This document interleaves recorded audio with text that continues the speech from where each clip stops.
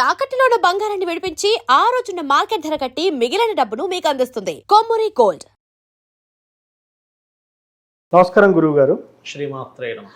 Sir చాలామంది కొంతమంది ఇప్పుడు ఉన్నటువంటి మీడియాలో కానీ ఎక్కడైనా కానీ కొంతమంది వారు కొన్ని రెమెడీస్ చెప్తూ ఉంటారు. అంటే అది వాళ్ళ గురువులు ఎవరంటే కేరళలో తమిళనాడులో ఉంటారు. వాళ్ళ దగ్గర కొంత సాధన చేసి ఇక్కడ మీడియా ముఖంగా చెప్పి కొంత అవుతున్నారు, వైరల్ అవుతున్నారు. అయితే ఇప్పుడు విషయం ఏంటంటే ఈ సాధన అనేది అందరికీ సిద్ధిస్తుందా, కొందరికే సిద్ధిస్తుందా, సిద్ధించినప్పటికీ కూడా కొన్ని బయటికి చూడడానికి మంచిగా ఉన్నప్పటికీ కొంత లోపల వాళ్ళకి ఒక విధమైనటువంటి భయాందోళన ఇలాంటివి ఉంటాయని చెప్తా ఉంటారు. అంటే అది కరెక్ట్గా ఫాలో అవ్వకపోతే అంటే సాధన అనేది నిజంగా చాలా డేంజరా? అంటే ఒకవేళ సాధన నేర్చుకొని అది ఆయనకు సిద్ధించిన తర్వాత ప్రతిరోజు ఉదయమే లేచి అమ్మవారికి పూజలు చేయడం ఇలాంటివి ఖచ్చితంగా ఉంటాయా, ఎట్లా అంటారు? మీరు చాలా మంచి ప్రశ్న వేశారండి. ఎందుకంటే అందరికీ సిద్ధిస్తుందా, కొంతమందికి సిద్ధిస్తుందా అని అడిగారు. అవును. దేవతకి ఈ వ్యక్తి బ్రాహ్మణుడా, చేపలు పట్టేవాడా, లేకపోతే చాకలివాడా అంటే చెప్తున్నా, తక్కువ వ్యక్త ఎక్కువ వ్యక్త అనేది ఉండదు. అందరూ సమానమే దేవత రూపంలో, దేవత విషయంలో. బ్రాహ్మణుణ్ణి ఒక రకంగానే ట్రీట్ చేస్తుంది దేవత, చాలా కింద స్థాయిలో ఉండేటువంటి వ్యక్తిని కూడా ఒక రకంగానే ట్రీట్ చేస్తుంది. అంతేగాని నువ్వు బ్రాహ్మణుడు చేస్తున్నాడు కదా సాధన, ఈయనకి ఎక్కువ ఫలితం ఇద్దాము, నేను తక్కువ వ్యక్తి ఉండేటువంటి వ్యక్తి కదా అంటే ఎవరు తక్కువ కాదండి. నా ఉద్దేశం ఏంటంటే ఇతనికి తక్కువ ఫలితం ఇద్దామని ఉండదు. ఓకే. ఎందుకంటే సాధన అనేటువంటిది ఏదైతే ఉంటుందో మీ భక్తి మీద, లలితా సహస్రనామాల్లో కూడా భక్తి గమ్య భక్తి వశ్య అని ఉంటుంది నామాలు. అంటే భక్తి వల్లే నువ్వు చేరుకోగలవు, భక్తి వల్ల అమ్మవారు వశ్యం అవుతుంది. ఓకే. ఇప్పుడు ఒక బ్రాహ్మణుడు ఉన్నాడు, చాలా మంది అంటుంటారు ఏమండి మంత్రం బ్రాహ్మణాధీనం, దైవం మంత్రాధీనం, మంత్రాధీనం, మంత్రం బ్రాహ్మణాధీనం అంటూ ఉంటారు. అంటే దైవం మంత్రాధీనం, మంత్రం బ్రాహ్మణాధీనం అంటే కేవలం మంత్రం బ్రాహ్మణులే చేయాలని కాదు, అక్కడ బ్రహ్మజ్ఞానం ఉన్నవాని ఆధీనంలో ఉంటుంది మంత్రం అని. ఓకే. బ్రహ్మజ్ఞానం అంటే ఏంటి? అన్నిటినీ సమదృష్టితో చూడడం బ్రహ్మజ్ఞానం. ఈ విశ్వం మొత్తం నడుస్తున్నటువంటిది ఆ పార్వతీ పరమేశ్వరులు అనుకోండి, లేకపోతే లక్ష్మీదేవి విష్ణువు అనుకోండి, ఆ యొక్క పరమాత్మ యొక్క దీని ద్వారానే నడుస్తుంది అనేటువంటి జ్ఞానం పొంది ఉండడం. మనకి భగవద్గీతలో చెప్తాడు ఏంటంటే, సునక మాంసము తినువాని ఎందును బ్రాహ్మణు ఎందును సమదృష్టి కలిగిన వాడు పండితుడని చెప్పబడి. ఓకే. అంటే కుక్కని చూసినా, కుక్క మాంసం తినేవాడిని చూసినా, బ్రాహ్మణుని చూసినా ఒకలాగే చూడగలగాలి. మంచి పండితుడిని చూసినా మీకు ఒకలాగే కనబడాలి. అందుకని చిచి వీడు కుక్క మాంసం తింటున్నాడు, వీడు పలానా ఇది, వీడు చాలా గొప్పోడు, ఆ థాట్ ఉండకూడదు. ఓకే. వాడిని బ్రహ్మ జ్ఞానం కలిగిన వాడు అంటాడు. ఓకే. వాడు బ్రాహ్మణుడు, ఆ వ్యక్తిని బ్రాహ్మణుడు అంటాడు. ఓకే. అంటే మీకు బ్రహ్మజ్ఞానం కలిగి ఉంటే నువ్వు బ్రాహ్మణుడు అంతే. ఓకే. అంతేగాని మీరు జంజం వేసుకుంటేనే, లేకపోతే మీరు పలానా రోజు త్రికాల సంధ్యావందనం చేస్తేనే కాదు. ఒక బ్రాహ్మణ దాంట్లో పుట్టిన వ్యక్తి బ్రాహ్మణుడు అవ్వడానికి రూల్ లేదు. ఓకే. అలా అవ్వాలనేం లేదు. మీరు ధర్మబద్ధంగా ఉంటూ, మీరు సమదృష్టితో కలిగి ఉంటూ బ్రహ్మజ్ఞానం కలిగిన ప్రతి వ్యక్తి బ్రాహ్మణుడే. ఓకే. ఈ దేవతా సంబంధించినటువంటి ఏవైతే సాధనా మార్గాలు ఉన్నాయో, ఒక వ్యక్తి ఒక్కొక్క దేవతని సాధన చేస్తాడు. దశమహావిద్యల్లో చేయొచ్చు. కొన్ని మంత్రాలు ఉన్నాయి, బీజాక్షర సంబంధించిన మంత్రాలు చేయొచ్చు, రకరకాలు ఉంటాయి. ఇవి ఎవ్వరు చేసినా, భూమి మీద పుట్టినటువంటి ఎవ్వరు చేసినా శ్రద్ధగా ఎవరు చేశారు, భక్తిగా ఎవరు చేశారు అనే దాని మీదే దేవత అనుగ్రహిస్తుంది. కానీ ఈ వ్యక్తి గొప్ప కులం గల వ్యక్తి, ఈ వ్యక్తి తక్కువ కులం వాడనేటువంటిది భగవంతుడికి దేవతకి ఉండదు. గుర్తుపెట్టుకోండి, ఖచ్చితంగా ఉండదు. ఎందుకంటే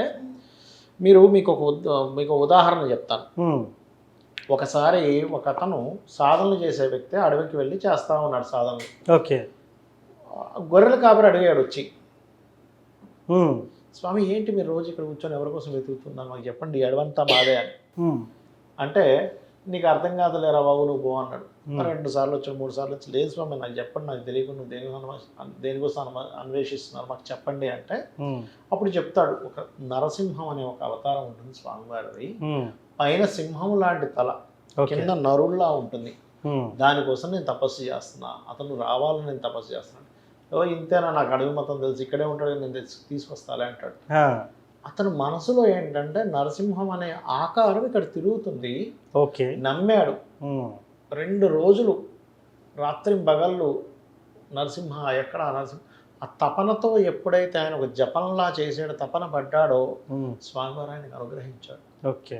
పద నేను తీసుకెళ్ళాలంటే పిలుచుకుంటూ ఆయన అక్కడ జపం చేసుకుంటుంటాడు, ఈయన అరుస్తూ వస్తాడు, ఇదిగో నేను తీసుకొచ్చాను నేను నరసింహనని. చూస్తే దూరం నుంచి ఈ తాడు అతని మెడకు కట్టినట్టుగా ఉంటుంది, తాడు గాలిలో వస్తూ ఉంటుంది, ఇతనికి మాత్రం కనిపిస్తుంటుంది, ఆయనకి కనబడదు. ఓకే. అప్పుడు ఆయన ఆశ్చర్యపోతాడు, ఏమిటి గొర్రెల కాపరికి ఏంటి? ఇప్పుడు చాలామంది మీరు ఆచమనం చేసుకోవాలి, లేకపోతే పలానా అన్యాసాలు చేయాలి, రకరకాలు ఉంటాయి, న్యాసం చదువుకోవాలి, హృదయం చదువు, ఇవన్నీ చెప్తూ ఉంటారు. మరి ఈ మన చాలామంది మహాకవి కాళిదాసు ఉన్నాడు, ఆయన ఏం చేశాడు, వాళ్ళ భార్య పంపించేసింది, నువ్వు వెళ్ళి అమ్మవారి గుళ్ళో కూర్చొని మా అమ్మ నువ్వు ఇది ఇవ్వమని అడుగు. అప్పుడు ఆయన ఏమి జపమాల వాడాడు, రకరకాల జపమాలలు వాడాలి అంటారు జపంలో, ఎలాంటి ఆసనం వాడాడు ఆయన, లేకపోతే ఏం న్యాసం చదివాడు, ఏం హృదయం చదివాడు, లేకపోతే ఏమి బీజాక్షర సంబంధం వెళ్ళాడంతే. వెళ్ళి ఒక భక్తి శ్రద్ధ, దేవత ఎప్పుడైనా భక్తి శ్రద్ధలకే మీకు వస్తుంది. మీరు ఏ కులంలో పుట్టారు, దేంట్లో పుట్టారు, మీకు ఉన్నటువంటి అర్హత ఏమీ ఉండదు, కేవలం అర్హత ఉన్నది ఒకటే, నువ్వు తల్లిగా భావిస్తే దేవతని నేను అనుగ్రహిస్తుంది. ఎలా అంటే ఇప్పుడు చూడండి, తల్లికి 4 పిల్లలు ఉంటారు, అవును, వీడు నల్లగా ఉన్నాడు, వీడు తెల్లగా ఉన్నాడు, వీడు పొడవుగా ఉన్నాడు, పొట్టిగా ఉన్నాడు, ఏముండదు, తల్లికి అందరూ ఒకటే. అవును. అలాగే ఆ భగవంతుడి దృష్టిలో కూడా అందరూ ఒకటే. కాకపోతే ఏంటంటే కొన్ని నియమాలు పాటించాలి. ఎట్లాంటి బ్రహ్మచర్యం పాటించాలి, ఒక దేవతా సిద్ధి రావాలంటే వచ్చే వరకు బ్రహ్మచర్యం పాటించాలి, నిత్యము చేయాలి ఒక మంత్రాన్ని, అనుక్షణము మీకు అదే ఆలోచన ఉండాలి. ఒక విష్ణువు గురించి చేస్తున్నారు, లేదా శివుడి గురించి చేస్తున్నారు, లేదా ఒక అమ్మవారి గురించి చేస్తున్నారు, అనుక్షణం మీకు అదే ఆలోచన. ఏం జరుగుతుంది, ఓహో అమ్మవారు ఎంత పెద్ద ఇలా చేసింది, ఇప్పుడు కరెంట్ వచ్చింది అంటే మీరు ప్రతిదీ కూడా ఆ అమ్మవారితో కనెక్టివిటీ అయ్యి ఉండాలి. ఓకే.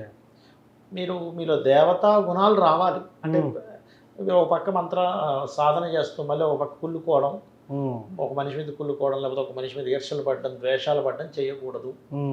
మంత్రం చేసేటప్పుడు మీలో దైవీ గుణాలు ఉంటేనే సంబంధించినటువంటి కనెక్ట్ అవుతుంది. ఓకే. మనిషి లోపల మాత్రం ఇంకో రకమైనటువంటి క్యారెక్టర్ పెట్టుకొని బయటికి మాత్రం ఇంకో రకంగా ప్రవర్తిస్తూ, ఎందుకంటే భగవంతుడు మెయిన్గా పరమాత్మ క్యారెక్టర్ని చూస్తాడు, చాలా ముఖ్యం అండి. అలా ఎవరైనా నిత్యము ఒక మంత్రం తీసుకొని గురువుల ద్వారా తీసుకొని కనుక చేయగలిగితే ఖచ్చితంగా వారికి దేవతా అనుగ్రహం ఎప్పుడైతే ఉంటుందో ప్రవర్తనలో మార్పు వచ్చేస్తుంది, మనిషి తత్వంలో మార్పు వచ్చేస్తుంది మొట్టమొదటిగా. రెండవది వాళ్ళు ఏదంటే జరుగుతుందండి. ఓకే. వాళ్ళు ఏదైనా అనుకున్నారు మనసులో అది జరిగి తీరుతుంది. నెగిటివ్ కూడా అనుకుంటారు కదా సార్, అప్పుడప్పుడు నెగిటివ్ అనుకునే థాట్ రాదు. ఎప్పుడైతే దేవతా అనుగ్రహం కలుగుతుందో నెగిటివ్ థాటే రాదు మనిషికి, అంతే, పాజిటివే ఉంటుంది. Okay, super. సో ఖచ్చితంగా ఇట్లాంటి నియమాలు పాటించాలంటారు. సో ఒకవేళ సిద్ధించిందని ఎట్లాంటి టైంలో తెలుస్తుంది మనిషికి? మంత్ర సిద్ధి జరిగే ముందు దేవతా అనుగ్రహం కలుగుతుంది, స్వప్నంలో దర్శనాలు జరుగుతాయి, లేకపోతే డైరెక్ట్గా దర్శనం జరుగుతుంది. మీరు దర్శనానికి తట్టుకోగలరో లేదో దేవత పరీక్షించి స్లోగా దర్శనం ఇస్తుంది, లేకపోతే భయపడిపోయే వాళ్ళు ఉంటారు, స్వప్నంలో ఇస్తుంది ఫస్ట్. కొన్నిసార్లు కూర్చున్నప్పుడు గజ్జల చప్పుడు వినిపిస్తుంది, మీరు మంత్రం ప్రారంభించగానే గల్ గల్ గల్ అని చప్పుడు వినిపిస్తుంది. కొంతమంది మాతంగి చేసేవారికి వీణ శబ్దం వినిపిస్తుంది, చిలకలు వస్తాయి, ఇట్లా ఒక్కొక్క దేవతా సంబంధించినటువంటిది ఒక్కొక్కటి వస్తూ ఉంటుంది. అది మనకి అర్థమవుతుంది. ఆ దేవతా సంబంధించినటువంటి స్వప్నంలోనూ చెవులు వినబడ్డము, వచ్చి మాట్లాడడము, లేకపోతే మీరు ఇలా ఉండగా ఇలా జపం చేస్తుంటే మీకు తెలియకుండా మీరు తిరిగిపోతారు. ఒక్కొక్కసారి పెద్దగా ఇలాగ అయిపోయి కళ్ళు తెరిచి చూస్తే మీరు ఎక్కడో ఉన్నట్టు అనిపిస్తూ ఉంటుంది. ఓకే, చాలా ఉంటాయి, చాలా మిరాకిల్స్ జరుగుతాయి. సరే, ఇంకొకటి, ఒక చివరిగా చిన్న ప్రశ్న. అన్ని బాగున్నప్పటికీ కూడా, సిద్ధించినప్పటికీ కూడా మానవ మాత్రం కొన్ని సందర్భాల్లో ఎవరైనా మన మీద అరిసినప్పుడు కొంత ఫైర్ అవుతూ ఉంటుంది. అంటే ఏదో అనుకోని మాట నోటి నుంచి వస్తూ ఉంటుంది. సో అది ఏ క్షణికావేశంలో కూడా రావచ్చు, ఏదైనా. అంటే ఎంత సిద్ధి పొందినప్పటికీ కూడా ఎదుటి వ్యక్తి రెచ్చగొడితే మనం నోట్లో అనుకోని మాట వస్తుంది. మరి అలాంటప్పుడు ఒక అనర్థం జరిగిపోతుంది కదా. ఒకటండి, ఇక్కడ అంత సిద్ధి పొందిన వాడికి ఆవేశం రాదు ఫస్ట్. ఇంకా స్వతహాగా కొంత ఆవేశపరుడు ఉన్నాడు అన్నప్పుడు ఇది వీళ్ళ యొక్క తపశ్శక్తి పోతుంది దానివల్ల. ఓహో, అది గుర్తుపెట్టుకోవాలి. ఇక తపశ్శక్తి అంతా పోతుంది. దుర్వాసుడి పరిస్థితి అదే కదా. తపశక్తి పోయేది మాటి మాటికి. పాపం ఆయన ఎంతో సాధన చేసేవాడు. Hmm. ఒకడి మీద ఏదో ఏం కానీ తపశక్తి మీద మళ్ళీ జపం చేసుకుంటూ వచ్చేవాడు. ఓకే. అందుకని మళ్ళీ వస్తుందా సార్ అట్లా? మన తపశక్తి కోల్పోతామనే ఆలోచన ఉన్నప్పుడు మనిషి కోప్పట్టు. So thank you sir. సాధన చేయడం వల్ల ఎలాంటి ఫలితాలు ఉంటాయి, నిజంగానే ఏదైనా సాధించవచ్చు అంటే ఖచ్చితంగా సాధించవచ్చు. అమ్మవారి స్వప్న రూపంలో కూడా దర్శనం ఇచ్చి మనకు అడిగిన వరాలు ఇవ్వడం కూడా జరుగుతుందని చెప్పారు సార్. Thank you. శ్రీమాత్రే నమః.